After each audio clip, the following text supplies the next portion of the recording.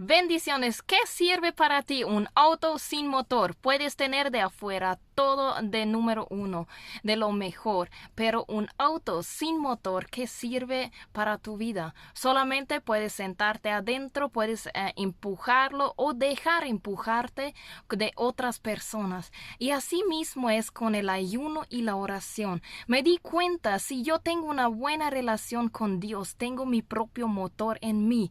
Es muy bueno tener los pastores, apóstol, profeta, lo que sea, tus líderes. Todos te pueden apoyar en oración y eso es muy, muy bueno.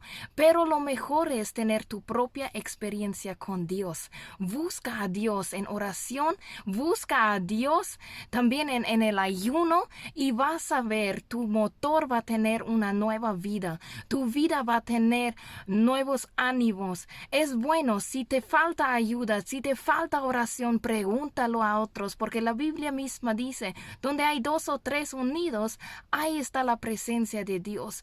Pero la mejor experiencia es tener el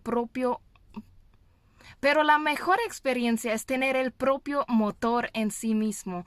Es el motor de Dios, el ayuno y la oración. Busca la intimidad con Dios. Ahí no vas a solamente contar historias de otros, lo que han experimentado, sino busca una experiencia única y personal con Dios. Dios te espera, Dios quiere un encuentro divino contigo. Que Dios te bendiga.